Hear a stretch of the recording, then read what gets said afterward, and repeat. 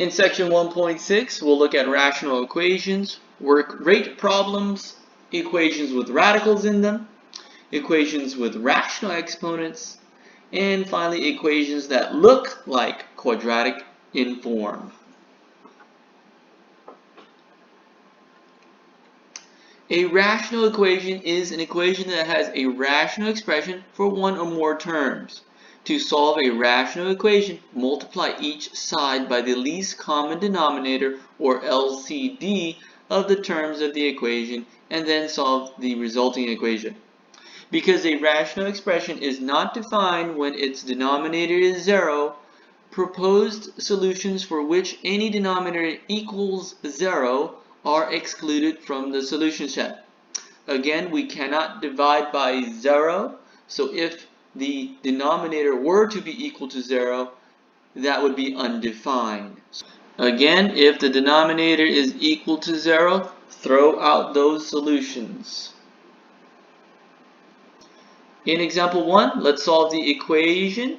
Now, I want to find the LCD first, since this is a rational expression. There's fractions over fractions, so we need to find the LCD. We have 3, that's part of this denominator, and I have x minus 1. To find my LCD, all I need to do is take pieces of the denominator to find that LCD. I'll take the 3, and I'll take the x minus 1. That's going to be our least common denominator. If there's repeats, do not put any repeats here in LCD. Just use each individual term in the denominator to form your LCD. Now we're going to take that 3x minus 1 and we're going to multiply to each of the terms.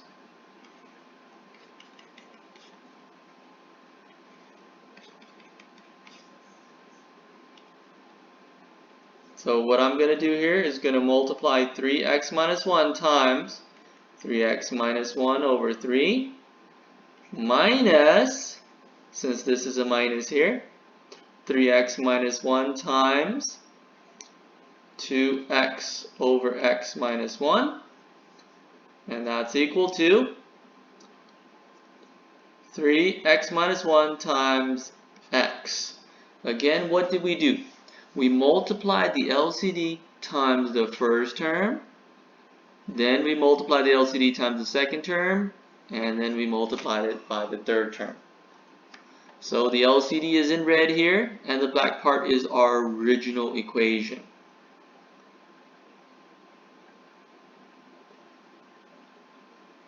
Now let's see what divides out. I have the 3 divides out.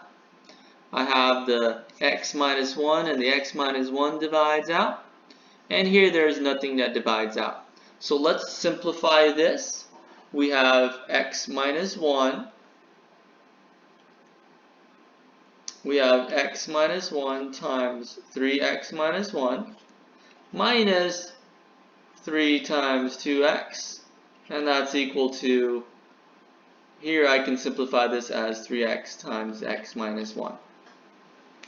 So let's simplify by foiling this part, multiplying this out, and let's see what we get. So let's start by foiling this out. We have x times 3x, that's 3x squared. X times negative 1, that's negative x. Negative 1 times 3x, that's negative 3x. Negative 1 times negative 1 is positive 1. And then we'll multiply that out. That's negative 6x. Distribute this. That's 3x squared minus 3x. Let's collect like terms. I have 3x squared, this, and this. That's negative x, negative 3x, and negative 6x. That's negative 10x together, and we'll bring down that plus 1. On the right side, we can't collect like terms, so we'll leave that alone. Now let's subtract 3x squared to both sides. That cancels out, that cancels out. And now let's add the 10x to both sides. This simplifies to 1 equals 7x. Let's divide both sides by 7. X equals 1 over 7. So this is a good potential solution, but we got to check to make sure it's a good solution. Now, x equals 1 over 7 is a potential solution. You have to check to make sure it's a good solution. Now, if I go back into my original equation, I know that x cannot be equal to 1. Because if x was equal to 1, I would get 0 in the denominator. Now, this is not x equals 1, so it's a good solution. As long as it's not x equals 1, we can keep the solution.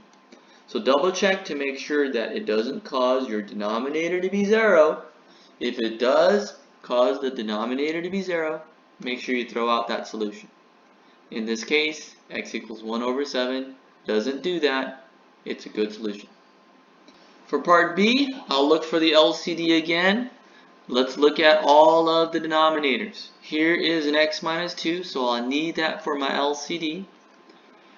I don't need another x minus 2 because I already have it in my LCD. That's not necessary to have 2 of these, so that's it. We only need x minus 2 once, and we're going to multiply that to each and every single one of the terms. So we'll do x minus 2 times the first term, x minus 2 times the second term, and finally x minus 2 times the third term. Here I have x minus 2 times x over x minus 2, and that's equal to x minus 2 times 2 over x minus 2. And now we have x minus 2 times 2. Again, the red part is our LCD, and the black part, that's going to be our original equation. Let's see what divides out. The x minus 2's go away. Now let's simplify. This is an x equals, I have a 2 left over here, and this 2 can be distributed. This becomes 2x minus 4. That gives me x equals negative 2 plus 2x. Let's subtract the 2x to both sides. And that gives me negative x equals negative 2. We'll divide both sides by negative 1. And x equals positive 2. Now remember, this is a possible solution. You have to check to make sure it's a good solution. But when I plug it into here, I get a 0 in the denominator. When I plug in x equals 2, it causes the denominator to be 0. It's undefined at x equals 2. This is a bad solution. We'll have to throw it out. It is known as an extraneous solution. It's an extraneous solution. It doesn't work, but since that was the only possible solution and that was tossed out, our answer is no solution. We have no solution for this equation because it causes that denominator to be 0. We have to throw it out. In example 2, let's try to solve 3x plus 2 divided by x minus 2 plus 1 over x equals negative 2 over x squared minus 2x. Before I find that LCD, I have to try to factor the expression in the denominators. So let's do that first. I can simplify this as 3x plus 2 over x minus 2 plus 1 over x equals, now this part I can factor. This is the GCF technique. Let's factor out an x. What would be left over? I would get an x minus 2. Now what we did is we factored the right side and it simplifies as x times x minus 2. Now we can concentrate on our LCD. I'm going to have to take the first part, that's the x minus 2. I need an additional x because of this part, so we'll put that here. And for the third part, we need an x and an x minus 2, but wait, we already have that in our LCD, so we don't need to duplicate it again. Now this is our LCD. We're going to multiply this term to every single term. So I'm going to take the x minus 2 multiplied times the first term, x minus 2 times the second term, and again we'll do that to the third term. So I have x minus 2 times 3x plus 2 over x minus 2 plus x times x minus 2 times 1 over x, and x times x minus 2 times negative 2 over x times x minus 2. Now the fun part, I get to see what divides out. This divides out with this. This x divides out with this x. This x goes away with this x. And this x minus 2 goes away with this x minus 2. Now we can simplify this. I have an x times 3x plus 2 here. There's a x minus 2 times 1. And we have a negative 2 on the right. After we divided common factors, this is what you should have.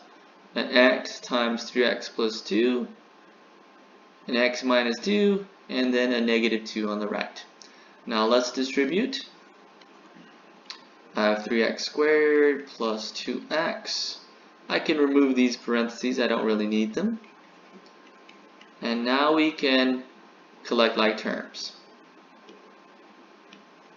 Have the 2x and the x can be added together. So we have 3x squared plus 3x minus 2 equals negative 2. Let's add the 2 to both sides. That cancels out. And I have 3x squared plus 3x equals 0. Now I could use the quadratic formula, or I could factor this. It looks like I can take out a 3x. What's left over? X plus 1 is left over. Now we can use the zero factor property, 3x equals 0, or x plus 1 equals 0. Now you could solve each one of these, and I get x could be equal to 0, or x could be equal to negative 1. Now remember, these are possible solutions. I have to check to make sure they don't cause the denominator to be 0. If I plug in a 0, I have a problem right here. If I plug in a 0 into this denominator, I'm going to be dividing by 0. So this is a bad solution. Throw that out, that's extraneous. If I plug in a negative 1, this one's okay, it doesn't become 0. If I plug in a negative 1 here, it doesn't become 0. And if I plug in an x equals negative 1 here, it doesn't become 0 either. So this is a good solution. I will keep x equals negative 1. It doesn't cause my denominators to be 0. So this is a good solution. In part B, again, I want to try to factor each of the denominators. So we'll start with factoring. I'll leave this alone for now. But on the right side, I can factor this as x plus 1 times x minus 1. That's from the difference of squares. Again, the formula for difference of squares is a plus b, a minus b. So please review that if you forgot the difference of squares formula. Now I can find the LCD. The LCD is equal to, well, I need an x minus 1. I need an x plus 1. I do not need any more x plus 1 or x minus 1 because I already have it in my LCD. So we'll use this to multiply to all of the terms. I'm going to have x minus 1, x plus 1 times each and every one of those terms. So this is going to look ugly. But remember, it's going to divide out with a lot of the factors and it's going to look nice at the end. We'll multiply x minus 1 times x plus 1 times the first term, negative 4x over x minus 1. We'll multiply x minus 1 times x plus 1 times 4 over x plus 1. And we'll do it again. On the right here we have x minus 1 times x plus 1 times negative 8 over x plus 1 times x minus 1. Now for the fun part. Let's see what divides out. This x minus 1 divides out with this x minus 1. This x plus 1 divides out with this x plus 1. And this x plus 1 divides out with this x plus 1. And same thing with the x minus 1. Let's look at what we have left over. I have an x plus 1 and a negative 4 here. I have an x minus 1 and a 4. And I just have a negative 8 on the right. So after we canceled out our common factors, here's what we have. Now we can distribute. I have negative 4x squared minus 4x. I have 4x minus 4 equals negative 8. Let's collect like terms. These negative 4x and 4x, they just cancel out. So we have negative 4x squared minus 4 equals negative 8. Now what I don't like about this equation is that negative in front of the x squared. So I'm going to add 4x squared to both sides. And we'll also add 4 to both sides.